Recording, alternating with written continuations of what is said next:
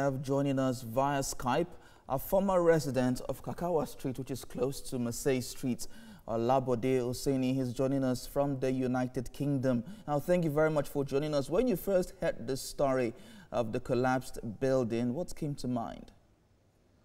Thank you very much for having me. What came to mind is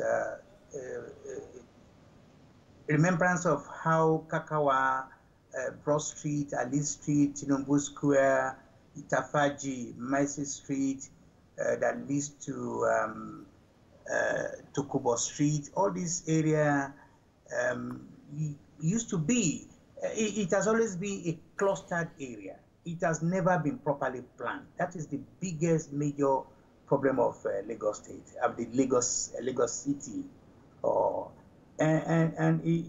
It's shocking to note that as of now, we are yet to see a governor. No governor so far. I want to be challenged. No governor so far, starting from Major Bolaji Johnson, that to rearrange, to restructure this area I've just mentioned to you. So when things like this happen, it begs the question that why are we still have to go through this kind of shoddy, shabbily treating our people, not creating a very lovely, good, accommodating environment for people of this area. It has always been like that. I'll be surprised if I go back to Lagos after I left the country 49 years ago, and the Tafaji area remains the same. It's very sad. It all boils down to bad management, corruption, I don't care attitude. If they have peace where they are living, it doesn't matter to me. And most of these people who are in government will move to a more better area like Ikoyi, Victoria Island, and so on and so forth, Lekki, and they don't really care. So it is, for me, we should take the government, either of the last one or the present one, responsible for all whatever. But looking at all of this now, we're quick to blame the government for not taking adequate action. But what about the people who have been there for a long time, who know that these buildings are not, the health of these buildings is not good enough, and they're still there? Why do people still stay in those kind of buildings when they know the situation of things there? That's a very, very good question. The answer to that is, again, I've just said to you, most of this area we're talking about is clustered. It's so it's just joined together in such a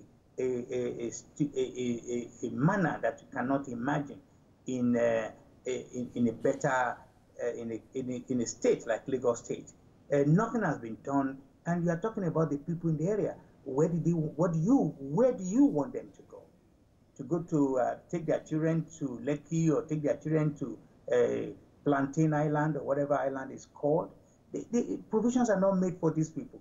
They are left to live in their own environment. They are left to live in such an environment they cannot help. They are helpless people. And that's why I said to you, no governor so far have got that courage to make that decision. Once you come down of the Third Mainland Eco Bridge or whatever bridge, come to the bottom, getting into Lagos Island, nobody has ever got the courage to make a decision and move and rebuild that area. The only person who wanted to try and do something, unfortunately, was Obafemi Awolowo, when he came up with the plan of moving majority of the people from Lagos, from the city Lagos to Lekki and some other areas. You know, that has not happened. This is the history. This is the truth. You don't do any unnecessary analysis about city of Lagos. The problem with city of Lagos, like a bigger economic hub of Nigeria, they get a better facelift. They are well structured. They are well managed. The urban planning arrangement is super. And I remember many years back, there was a report on UK Channel 4 that a mayor in somewhere in Brazil, within a short period of time, rearranged one slum and make it one of the mega cities in the world. We can do it. It's just because of the level of corruption that is making it difficult for us.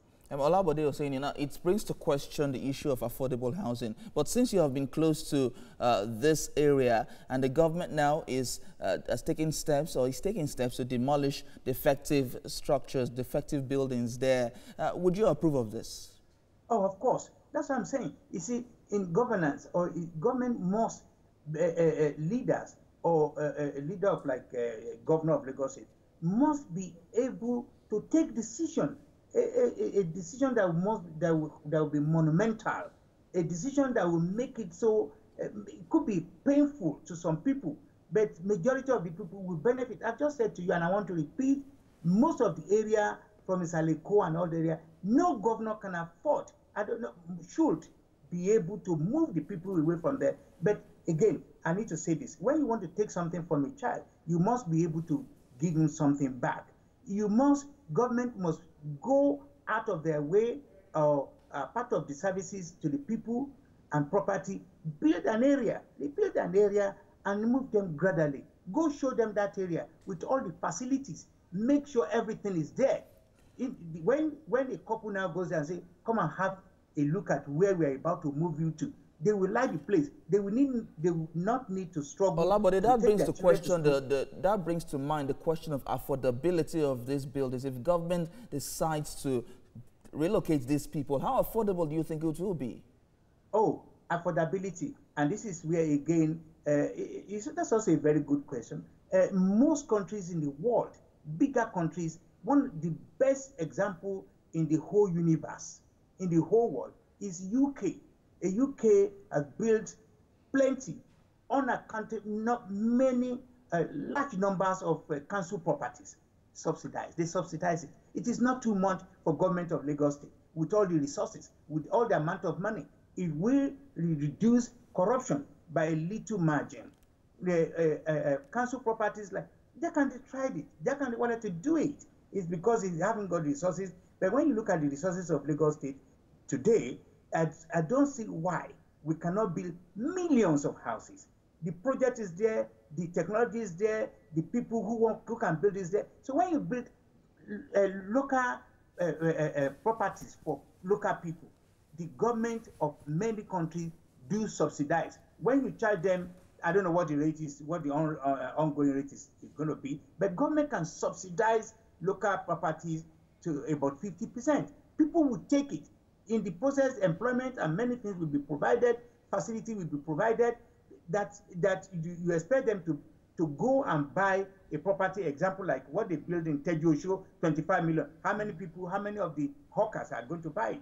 We got to be reasonable. Government, and they understand what I'm talking about. They understand it. They're not going to tell people like me that they cannot build local, low, affordable housing scheme and should not be able to subsidize. They can subsidize this. It's just because corruption, ineptitude, and so on and so forth is the order of the day, and that's why we are having this problem. They can build houses for people, for thousands and millions of people, and subsidize it. And people will still manage and don't make everybody to look like they cannot afford anything.